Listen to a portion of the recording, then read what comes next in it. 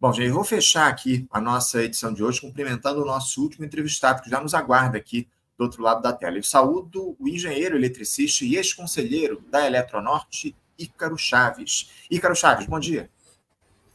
Bom dia, Anderson. Bom dia a todo mundo aqui que nos acompanha.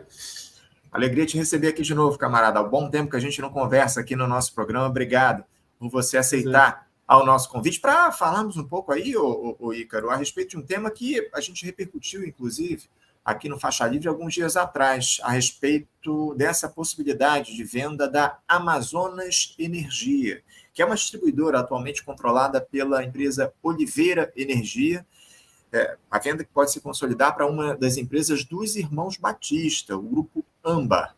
Esse acerto ganhou força ao longo do governo do presidente Lula, que tem, inclusive, um diálogo muito próximo ali com os donos da JBS, os irmãos Batista. Eles ficaram muito famosos, digamos assim, por aqueles episódios envolvendo corrupção durante o governo do Michel Temer, enfim, denúncias que foram feitas, uma gravação aí, um grampo que foi feito por um dos irmãos Batista. Essa negociação, Ícaro, ela se arrasta há meses aqui no país e foi parar na justiça. A Âmbar apresentou uma oferta para comprar a Amazonas Energia, que é deficitária, tem dívidas atrasadas de mais de 10 bilhões de reais. Na época, o governo federal editou uma medida provisória que facilitou o negócio ao permitir que a dívida da Amazonas Energia fosse repassada para as contas de luz dos consumidores do nosso país. A área técnica da ANEEL, Agência Nacional de Energia Elétrica, considerou que a oferta da Âmbar era insatisfatória, especialmente porque onerava o consumidor. Na semana passada, no entanto, a diretoria da agência aprovou a transferência, mas impôs algumas exigências que a Âmbar não aceitou. Pois bem, na última segunda-feira, Ícaro, o diretor-geral da ANEEL, o Sandoval Feitosa, acabou aprovando a venda da distribuidora de energia, contemplando a proposta original que havia sido feita pela Âmbar e atendendo a uma determinação da Justiça Federal, que obrigou a agência a aprovar o plano apresentado pelas empresas, né? Já tinha sido acertado pela Oliveira Energia e pela Âmbar esse acordo. O plano aprovado pela ANEEL, Ícaro, terá custo de aproximadamente 14 bilhões de reais nos próximos 15 anos. Isso por flexibilizações que serão cobertas pela conta de consumo de combustíveis, a CCC, esse encargo que eu citei lá atrás, cobrado na conta de luz. Também inclui um aporte de capital pela JF, pelos irmãos Batista, de cerca de 6,5 bilhões de reais para a redução do endividamento da Amazonas Energia. E, Caro, depois desse enredo aí que eu trouxe, dessa contextualização que eu fiz a respeito dessa venda da empresa, como é que você avalia o caso envolvendo a Amazonas Energia, a venda dessa empresa para os irmãos Batista?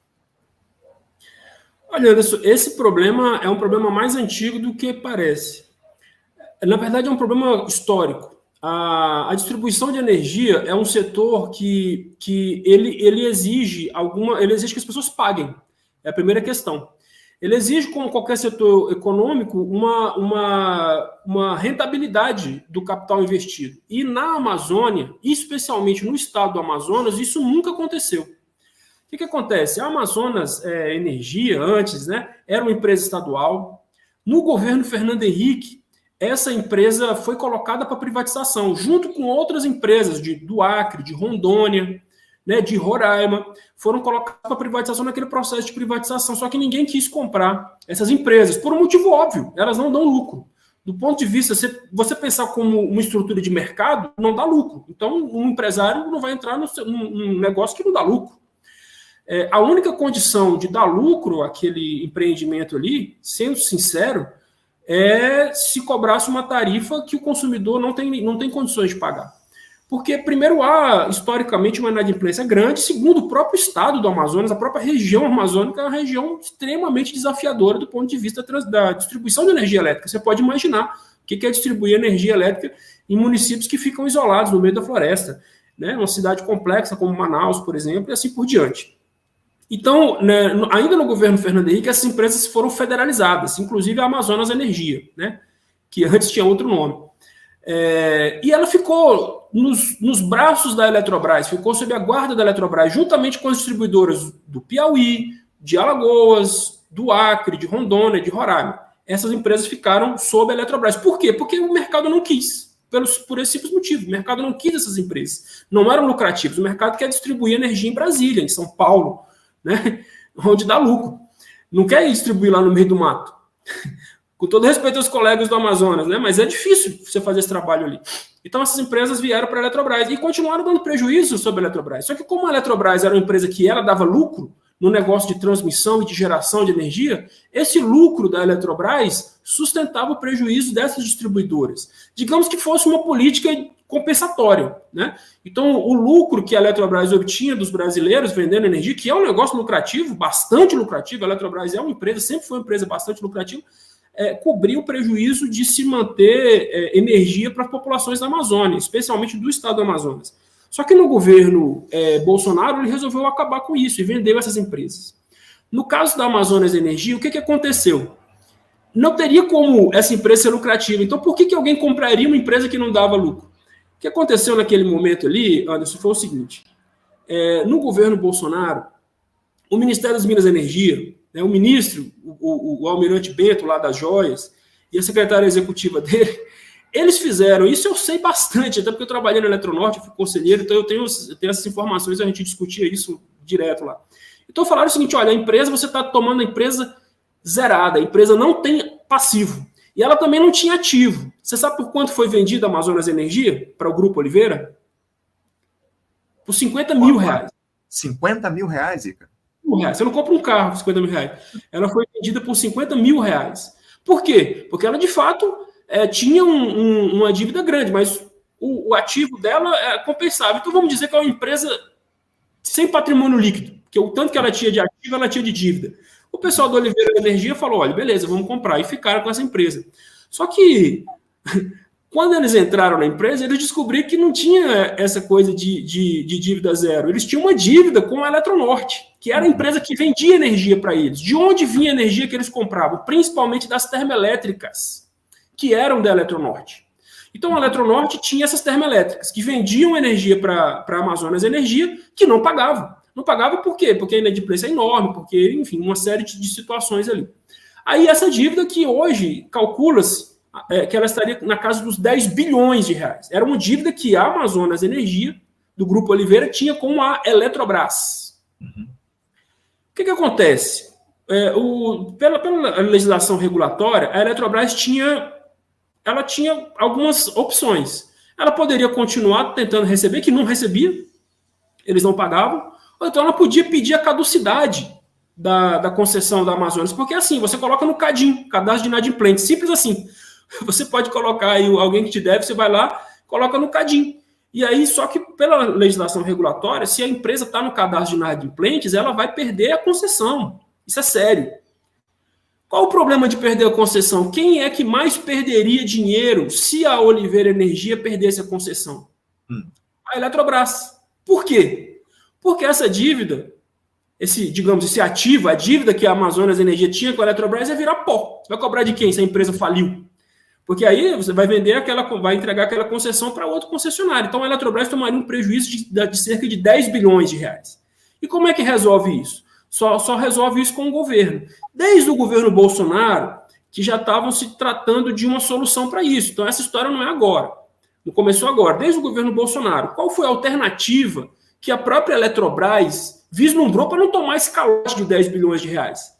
Vamos achar outro comprador. Achar algum capitalista altruísta e, né, algum coach, sei lá, que tem ideias fantásticas de resolver esses problemas que nunca foram resolvidos, corajoso que vai entrar naquele negócio. Só que, evidentemente, que ninguém vai entrar no negócio assim. Aí apareceu o suspeito de sempre, né?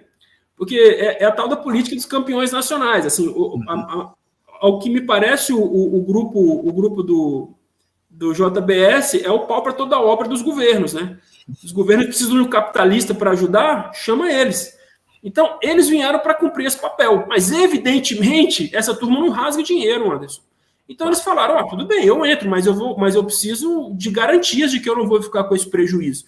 Como que se resolve isso? Ora, simples, eu pego esse prejuízo e jogo para o consumidor. Então, não tem nada de complexo nisso. Então, em vez que, evidentemente, o grupo... E aí eu não tiro nem a razão do grupo JBS, por que eu entraria no negócio para tomar prejuízo de 10 bilhões? Só porque eu gosto do Lula? Então, assim, evidentemente ele falou, olha, eu entro, mas você joga esse prejuízo para cima, sei lá, joga na conta do Tesouro ou para o consumidor, que é mais fácil. E foi exatamente o que o governo fez. Então, o governo editou uma medida provisória, e olha que já havia tido algumas flexibilizações das obrigações regulatórias da Amazonas Energia durante o tempo, para ver se ela se recuperava. Então, a Amazonas Energia já é uma empresa subsidiada, uma empresa privada subsidiada pelos consumidores, desde a privatização. Só que agora o subsídio vai ser maior, né? Então, foi isso que o governo fez. Ele achou um grupo empresarial que topou entrar nesse negócio, desde que o risco e os prejuízos fossem passados para o consumidor. E aí essa conta de 14 bilhões. O que é isso? Então você tem algumas situações estruturais na Amazonas Energia. Primeiro, uma sobrecontratação. As empresas distribuidoras de energia, elas precisam contratar energia para o mercado delas, mas ela tem que pensar isso no futuro. E ela nunca sabe se o mercado vai crescer ou vai diminuir, ou se vai se manter. Então ela tem um risco. Ela faz uma projeção de aumento do mercado e compra energia para essa projeção. Só que hoje no Brasil, especialmente no Amazonas, essa projeção não tem se cumprido. Então a distribuidora está com excesso de energia. Ela está com. Isso inclusive, tem a ver com a questão da energia solar. O preço da energia é tão alto também que as pessoas. É muito mais vantajoso você ter energia solar do que você pagar energia para a distribuidora. Então, tudo isso cria desequilíbrios na Amazonas Energia. E a Amazonas Energia ela tenta se livrar desse desequilíbrio. Como é que funciona? Quando você tem uma situação de sobrecontratação, os dois grandes problemas, sobrecontratação e a questão que também é um problema sério, que é a inadimplência, que lá no Amazonas é quase 40%. Então, o que a distribuidora faz? Ela pode jogar esse prejuízo para o consumidor, mas só até um limite. O que a Amazonas conseguiu com essa medida provisória foi aumentar esse limite para muito além do que as outras distribuidoras do país têm. Então, por isso que esse custo vai para nós, consumidores, de todas as regiões do país. Porque se ficasse para o consumidor do Amazonas, jamais ele pagaria, não teria condições de pagar. Então, nesse negócio, como é que foi feito? Só para concluir aqui antes, nesse negócio, como é que foi feito? O grupo JBS comprou as termoelétricas da Eletrobras. Essas termoelétricas é que vendiam energia para a Amazonas Energia. Então, quando o grupo JBS compra as termoelétricas, ele compra junto à dívida que a Amazonas Energia tinha. Então, beleza, ele pegou as máquinas e tem as dívidas. Então, a Eletrobras resolveu o problema dela, numa triangulação. Então, a Eletrobras passa o prejuízo para a JBS e a JBS passa o prejuízo para o consumidor. Isso tudo porque o governo fez a medida provisória permitindo isso. Então, a Eletrobras resolveu o problema dela. Ela vendeu as usinas e se livrou de um ativo podre, uma dívida que não ia ser paga nunca. Então, foi um ótimo negócio para a Eletrobras. Agora, a JBS ficou com o mico na mão, porque se não fosse aprovado a transferência do jeito que ela tinha combinado, entre aspas, com o governo, ela ia tomar esse prejuízo. E por isso que o governo ficou desesperado, porque ele vendeu que ia dar certo. Então, bom, ficou bom para eles. Para nós é que não ficou, né? Sem dúvida alguma. A gente conhece bem essa lógica do grande capital, das privatizações aqui, da entrega do patrimônio público para a iniciativa privada. Inclusive, eu estava ainda há pouco, Ícaro, discutindo esse tema relacionado à questão da lógica das privatizações com o Gustavo Gindre aqui no programa, usando o exemplo da Oi. A Oi que vai voltar, vai ser encerrada a concessão da empresa, muito provavelmente amanhã, por conta da uma administração absolutamente nefasta que a empresa teve ao longo de todos esses anos. A concessão iria até 2025 e vai ser devolvida, acima de tudo, com um prejuízo enorme e entregando aí 2.845 municípios do nosso país que só tem o sistema de telefonia atendido pela Oi, vão ficar às escuras, como o Gindre diz aqui, mas sem acesso ao sistema de telecomunicações do nosso país, porque só a Oi chega a esses municípios. Nenhuma operadora de telefonia celular chega, e a Oi é a única operadora fixa que alcança essas regiões mais distantes do nosso país. Mais da metade do nosso país vai ficar até a partir de 2028, porque foi feito lá um acordo para manter essa estrutura até o ano de 2028. A partir daí, na teoria, caso o governo federal não assuma essa estrutura, ou não tenha um plano B para isso, esses municípios vão ficar isolados no que diz respeito a telecomunicações aqui no nosso país. Uma situação muito grave, e isso acaba se repetindo de uma forma ou de outra num modelo ou em outro modelo, nesse caso aí que a gente vê no caso da Amazonas Energia. Agora, eu queria que você falasse um pouco também, Ícaro, eu estou com meu tempo esgotado, mas eu vou avançar aqui contigo na nossa entrevista, nem sei se você tem compromisso agora, mas eu só queria pelo menos que você nos dissesse como é que é o serviço oferecido pela Amazonas Energia lá na região norte, Ícaro, para além dessa dívida enorme que a empresa tem, empresa deficitária, o serviço prestado, ele atende às demandas da população local? Anderson, no Brasil inteiro não atende. Se não atende em São Paulo, na capital, se não atende aí na capital do Rio de Janeiro, imagina lá. Então, assim, é evidente que a situação é muito ruim, né? Como eu te falei, tem situações ali na Amazônia que são intrínsecas da própria bioma. Então, você tem, por exemplo, Manaus foi integrado recentemente, Boa Vista nem é interligado ainda. Só que o Amazonas não é só Manaus. Então, tem diversos municípios no Amazonas que não tem como você fazer interligação. Você puxar uma linha de transmissão de Manaus até São Gabriel da Cachoeira, atravessando mais de 1.000 quilômetros de floresta para levar energia para o município de sei lá quantos habitantes tem São Gabriel da Cachoeira. Então, é evidente que você não tem como ter a otimização de um sistema interligado, que funciona com fontes renováveis. Então, você tem que ter o quê? Um gerador no município. Então, você tem um gerador naqueles municípios da própria margem do Rio Amazonas, são usinas termoelétricas a diesel, antes. Por que não compensa vai colocar uma usina a gás ali? Então, você tem uma situação realmente crônica, muito difícil em Manaus. Manaus é um polo industrial, né? Então, criou-se, inclusive, uma cultura muito forte de inadimplência no município. Então, a inadimplência ali é enorme. É isso, a conta de luz é cara, o serviço é ruim e as pessoas não pagam. E se você for aplicar a lei, gato é furto. Sim. Artigo 155. 2 anos de cadeia. Você vai prender metade da população do Amazonas? Metade não, né? Mas é uma quantidade enorme das pessoas que não pagam energia. Então, assim, a situação ali, ela exige um enfoque diferenciado para o setor de distribuição de energia. Eu sempre digo, eu sou da região amazônica, eu sou paraense, eu conheço bem aquela região, que cada brasileiro que vive na região amazônica presta um serviço inestimável ao Brasil, porque são as pessoas que moram ali, que falam português e que têm o sentimento de brasilidade que garantem a nossa soberania. Não são os batalhões do Exército, batalhões de fronteira do Exército. É claro que é importante, mas quem garante a soberania brasileira são brasileiros, vivendo ali naquela região. Então, as pessoas que vivem naquela região, uma região difícil, complexa, elas têm que ter, sim, uma assistência diferenciada do restante do Brasil. Então, eu não sou contra que haja subsídio para distribuição de energia na Amazônia, até porque sempre houve. O problema é você fazer isso com empresas privadas, porque uma parte enorme desse subsídio vira lucro, que vai para o bolso de empresários. Não vai beneficiar a população. E é uma bola de neve que não acaba nunca. E o argumento que se usava é de que a iniciativa privada é mais eficiente. Está aí. A privatização da Amazonas Energia, assim como das demais distribuidoras da região amazônica, foi feita em 2018. Nós estamos aqui em 2024 e o que melhorou? Está vindo o governo socorrer de novo e não vai ser a última vez. E o que é pior, vai acontecer em outros estados do Brasil, vai acontecer no Brasil inteiro. O sistema elétrico brasileiro ele é insustentável do jeito que está. O sistema baseado no mercado e na privatização, ele não se sustenta. Então alguém vai ter que socorrer. E é o governo, ou o consumidor, né?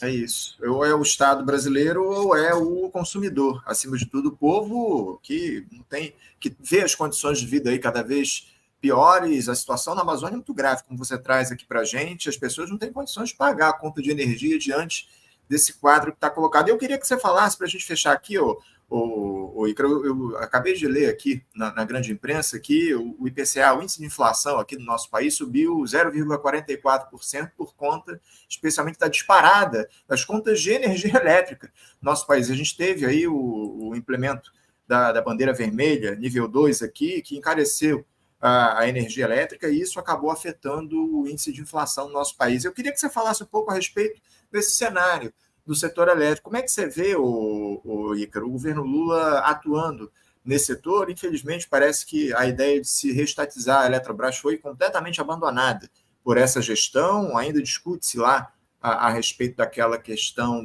do controle do Estado brasileiro em relação às ações da empresa. O governo quer ampliar aí o controle acionário por conta daquele absurdo que foi a divisão das ações na época da privatização durante o governo Bolsonaro. A única discussão que está em vigor nesse momento é essa, e ainda assim de maneira lateralizada, digamos assim. Mas como é que você vê a atuação do governo Lula no setor elétrico no nosso país? Vocês, eletricitários, avaliam que essa gestão tem tratado o setor elétrico como um setor estratégico para a soberania nacional? Olha, Anderson, a gestão do presidente Lula no setor elétrico é uma continuidade piorada do governo Temer e Bolsonaro. Essa que é a verdade. Então, o que acontece? O problema aqui é que o modelo que foi escolhido para o Brasil, um determinado período do histórico, porque o Brasil foi um país que conseguiu façanhas com relação à sua eletrificação, façanhas. Um país continental como o nosso, que tem um sistema interligado de norte a sul. Nenhum país do mundo tem um sistema interligado como o nosso. Um país que tem uma fonte majoritariamente renovável, que não só tem potencial de geração de energia limpa e barata, mas utiliza esse potencial, tem tecnologia para isso. Nós construímos isso. E quem construiu isso foi o Estado, Anderson. Foi o povo organizado através do Estado que construiu as hidrelétricas, construiu as linhas de transmissão. Esse modelo, ele vem sendo modificado desde os anos 90, com a implantação do neoliberalismo, que evidentemente que não poupou esse setor. Então, desde os anos 90, que nós temos um processo paulatino de privatização. Graças à resistência dos trabalhadores e da própria sociedade, esse processo no Brasil foi um processo lento.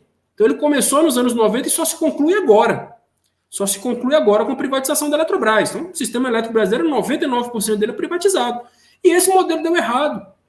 O problema é o seguinte, eu não vou dizer para você que é fácil resolver. Você vai restatizar todo o setor elétrico?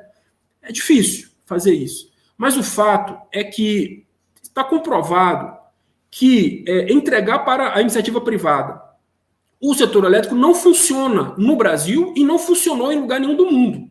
Porque o Estado, ele tem as funções dele lá, né? A função distributiva, a função estabilizadora e a função alocativa. Por quê? Porque existem setores que o mercado não funciona, que tem falhas de mercado. Porque se o setor de sabonete não tem problema, o mercado não precisa intervir no setor de sabonete, porque a lei da oferta e da procura regula esse setor, o setor de cerveja, de café e assim por diante. Mas energia não é assim, é um monopólio natural, é um produto que as pessoas não podem deixar de consumir. Então, se você deixar o mercado tomar conta disso, não tem como funcionar, nem no Brasil, nem em lugar nenhum. E o que o Brasil fez foi trocar o Estado provedor, que empreendia, que fazia, que tomava conta dos ativos, por um Estado regulador. Só que isso não funcionou. Não funciona. O Estado regulador no setor elétrico simplesmente não funciona. E o governo Lula não questiona isso minimamente. Nós tivemos agora, ultimamente, uma oportunidade do governo rever isso, que foi o vencimento das concessões de 20 distribuidoras de energia elétrica do Brasil, inclusive de São Paulo, inclusive do Rio de Janeiro, inclusive do Ceará, né, de mercados consumidores grandes. E o governo poderia ter, já que essas concessões estavam vencendo, tomar para si essas concessões. Porque não ia custar nada, né? Venceu o contrato. Mas ele preferiu não fazer isso. Ele preferiu continuar com essas empresas, mesmo com todo o prejuízo que vem causando à população, em termos de energia cara e de serviço cada vez pior. Agora, tem um problema que é pior nesse governo, Anderson. Na minha opinião, é que é até pior do que o do governo Bolsonaro. O governo Bolsonaro tinha picaretagem. Muita. Né? Esse tem ilusão.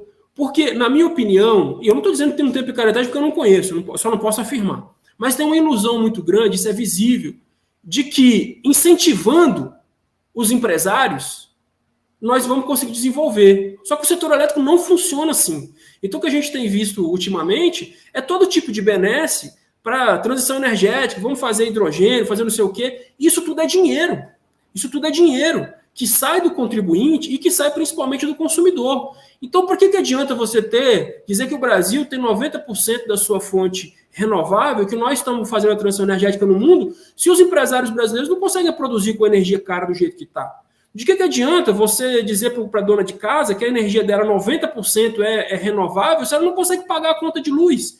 E nenhum desses problemas estruturais, absolutamente nenhum, tem sido sequer discutido pelo governo. Não se discute isso, não se questiona isso, não se trava sequer o debate com a sociedade. O que esse governo tenta fazer? O governo tenta achar medidas paliativas, como, por exemplo, querer fazer essa negociata com a Eletrobras, né, no sentido de ter 3 cadeiras ali, em troca de que a Eletrobras antecipe uma dívida que ela tem com o governo de 20 bilhões de reais. É um dinheiro que já é do governo. Só que, em vez de pagar em 30 anos, o governo quer que ela pague agora. Para quê? Para baixar a conta de luz agora. Mas isso, quando terminar esse dinheiro, acabou. E aí você veja, o governo acha que é um ótimo negócio, porque ele vai conseguir antecipar 20 bilhões, se é que ele vai fazer essa negociata, né? Antecipar 20 bilhões, mas já está colocando mais 14 bilhões no bolso do consumidor. Aí chega, por exemplo, agora nós estamos tendo uma crise energética, que, aliás, é comum no Brasil, sempre teve, sempre vai ter. Só que agora, sem a Eletrobras para segurar o preço da energia, porque antes ela segurava com a energia cotizada, agora não tem mais. Então, agora isso vai cair na conta de luz do consumidor, e não é só a bandeira tarifária, isso vai aumentar estruturalmente a conta do consumidor. Aí a ANEEL diz, olha, eu vou ter que aplicar a lei, a norma, que é aplicar a bandeira tarifária. Por quê? Porque é assim que funciona. Quando falta luz, você coloca a bandeira vermelha, aí tem dinheiro para a termoelétrica, o consumidor sente no bolso o preço e diminui, pelo menos teoricamente, o consumo de energia. Só que, para o azar do governo, isso aconteceu no meio das eleições. E qual é a briga toda? Porque o governo quer adiar isso para depois das eleições. Francamente, Anderson, eu acho que pensar o setor elétrico brasileiro no horizonte de 2 meses, ou seja, como que isso vai influenciar no resultado eleitoral, isso não é profissional. Então, como eu disse, essa o governo Lula é uma quantidade piorada no governo Temer e Bolsonaro, né, que trouxe uma radicalização do processo de privatização, evidentemente, com a privatização da Eletrobras, só que com uma dose de ilusão, de achar que beneficiando os empresários isso vai gerar emprego, vai gerar desenvolvimento no Brasil. Não vai. A única coisa que isso vai gerar é uma conta de luz mais cara, o nosso povo sofrendo mais e uma diminuição da nossa competitividade.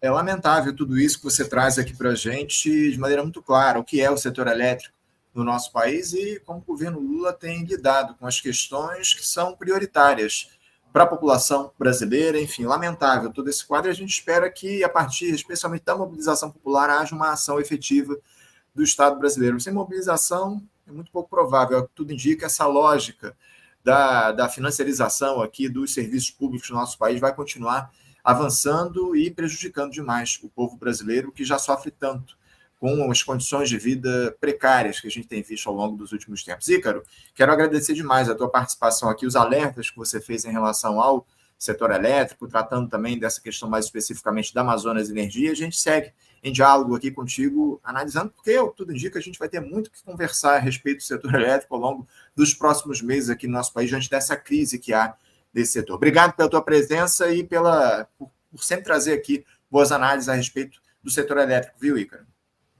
Eu agradeço, Anderson. Muito obrigado aí pela oportunidade e conte com a gente aqui, pelo menos para que as pessoas saibam por que estão sofrendo, né? Porque a gente não pode garantir que elas não vão sofrer, mas pelo menos vão saber por quê.